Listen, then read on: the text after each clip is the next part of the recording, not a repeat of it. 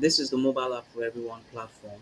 This is the design area where you select templates and layouts to create your app, and we have tons of templates and layouts to choose from. And once you're done selecting your template and layout, you can head over to the features area to select or add features for your app. And we have also tons of features to choose from, and they're easy to add. Just click to add, and the features are added to your app, and you can customize them. On the application area, you prepare. This is where you prepare your application for publication, your app icon, your app logo, and startup image. And then on the function area, you can generate your app source code, the APK, and download the APK as well for your app and publish to the app stores. So this is the mobile app for everyone platform in 60 seconds.